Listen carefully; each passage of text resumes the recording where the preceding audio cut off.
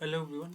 So by dint of this environment special article in the Indian Express, we are going to understand the Nicobar, the Great Nicobar projects. Okay, and what are the strategic and ecological consequences? So as you can see, so we are going to understand it very comprehensively. This is going to be very important from the perspective of GS paper 3 as well as in the prelims examination. There can be a question from this. Okay, so let us understand intricacy involved into this. Okay, so the government aims to create an economic and defense hub on Great Nicobar Island, but the project will require clearing swathes of forest land. Okay, so it is written by Nikhil Dhanekar. So let us try to understand what he has written. Okay, so he writes that the National Green Tribunal (NGT) Monday cleared the way for government's rupees 81,000 crore Great Nicobar mega infrastructure project, noting its strategic importance and observing that there were adequate safeguards in the project's environmental clearance.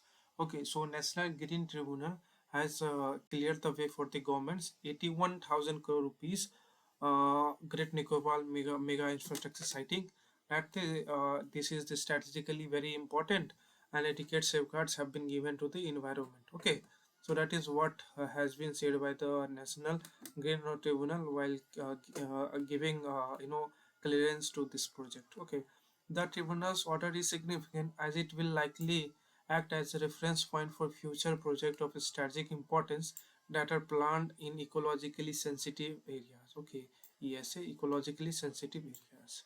Okay, so this is going to be seen as an example for the future project which will be there in ecologically sensitive areas. Okay, it also cast a fresh spotlight on the 166 square kilometer project to create a strategic and economic hub. Okay, to create a strategic and economic hub. So what are the there?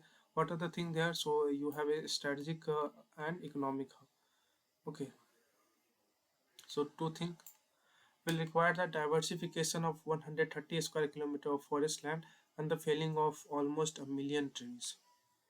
Okay, so that is what is the concern that almost 1 million trees will be cut down. Okay, now let us try to understand the Great Nicobar project. Great Nicobar Island covers 910 square kilometer and is home to India's southernmost location, Indira Point.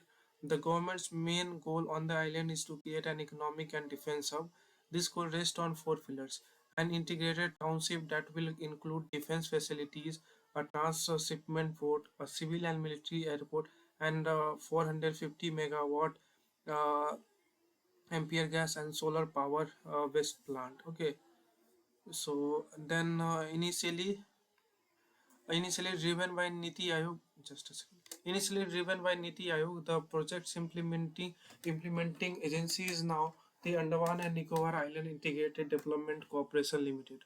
Of the cumulative area earmarked for the project, around 169 square kilometer will be used for the integrated township, 8.65 square kilometer for the new airport and 7.66 square kilometer for the port and 0.39 square kilometer for the power plant. Okay, so what are the things that are going to be developed? So there will be integrated township, and then there will be one new airport, then one port and one power plant. Okay, so these things are there. An integrated township. Okay, then transshipment port and civil and military airport and 450 megawatt ampere gas and solar power based plant. Okay, the integrated township will include residential, commercial, tourist, logistics, and defense facilities. The the transshipment port will be located on the southern tip of Great Nicobar at the Galathe Way, an ecologically important area that is home to the nestling sites of leather back turtles and where the Galathea River drains into the sea. The dual-use international airport is proposed to the east of the port. It will be the second on the island after the Navy's airstrip at INS Baz Naval Air Station. The airport will require the acquisition of 4.2 square kilometer of land and affect 379 families, largely those who have settled on the island from the mainland. Uh, Land reclamation has also been proposed for the port and the airport, and an estimated 2.98 square kilometer of land will be reclaimed for the port and 1.94 square kilometer for the airport. It is also estimated that 33.35 million cubic meters of material will be required for this purpose. Cement, rocks, sand, steel will have to be shipped to the construction sites. According to 2021 pre-feasibility report that was prepared by Ecom India Private Limited for Niti Aayog, strategic interest. Now, what are the strategic interests for the India? Let us try to understand this. So, we'll use separate other, you know, highlighting color. The union government's push for the project appears to be driven by three key factors: geopolitics, maritime trade, and geographic advantage. The Great Nicobar Island is India's closest territory to the Malacca State, uh, a narrow maritime choke point linking Indian Ocean and Pacific Ocean. Indian Ocean and Pacific Ocean. This trade route sees 94,000 ships pass through it annually, according to the World Economic Forum. It accounts for an estimated 30% of all traded goods globally and a third of the world's maritime oil trade. Transshipment ports are equipped to transfer cargo containers from large to smaller vessels before they had to leave eventual destination. India has only one operation transshipment port as Visakhapatnam in Kerala on the western coast. The port at Galathia Bay will thus contest for a share of the maritime trade fee with Sri Lanka's Colombo, Hambantota ports, Malaysia's Port Kalang, and the Port of Singapore. The government has projected that the Nicobar port can handle approximately 14.2 TEU 20-foot equivalent unit of cargo. This means it can handle 14 million 20-foot containers every year.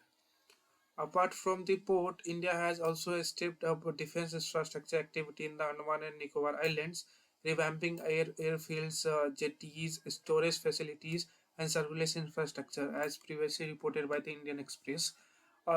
Tri Services Andaman and Nicobar Command has been operational at the Port Blair since 2001.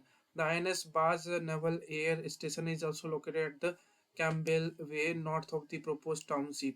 The project plans so that defense-related infrastructure will be part of first of three construction phases. Environment and social impact. Great Nicobar is an ecologically rich, remote, and sparsely populated island.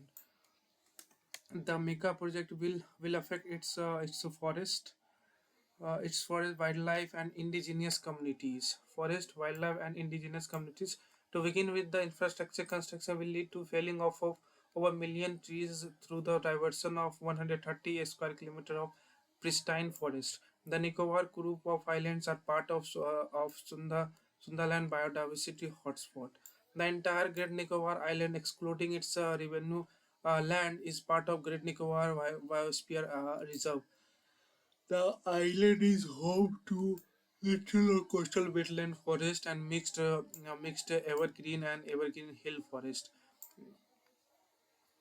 The Galathi Bay Wildlife Sanctuary and a Megaport Wildlife Sanctuary were denotified for the project. The Nicobar Megaport is a ground-dwelling bird. The Nicobar Megaport is a ground-dwelling bird found only on the Nicobar Islands, and the project will affect its testing mounts. The environmental clearance document itself acknowledges the impact of the port on the leatherback turtle nesting sites in the Galathe Bay. It has said that no activity shall be undertaken on the island's western parts, as they are likely to be used by the turtles as alternative sites.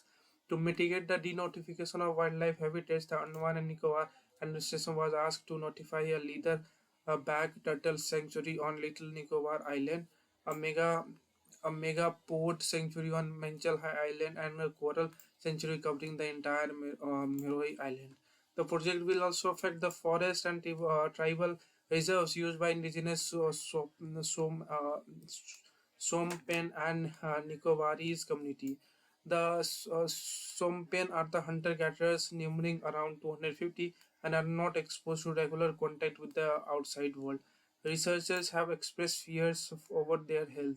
The Nicobaris, a number of whom died in 2004 tsunami, reside in Rajiv Nagar and New Chingir settlements in the Champwell Valley. All these projects and activities will lead to a massive surge in island population from around 8,500 according to 2011 census to 6.5 lakh by 2050. A long pending Nicobarese demand to be resettled in their pre-tsunami villages could also remain unfulfilled. In January, the Tribal Council of Great Nicobar alleged that the island administration was pressuring them to surrender claims to these villages. In the past, the Tribal Council also has also revoked its no objection certificate for the denotification of tribal reserves, citing concealment of information on the project scope and impact. So this is the thing. Okay, I hope that you got this information about the things that are going to be the part. Okay, so once again you can see that there will be a township that will be developed. Okay, the estimation of the project, the entire project is 81,000 crore. Okay, then where there will be township with residential, commercial, logistic, and defense facilities. Then there will be the dual use civilian and military international airport. Okay, then there will be transshipment port. Then there will be gas, solar based power plant. Okay, so this is what is going to be happen on Great Nicobar Island. Okay, so thank you so much.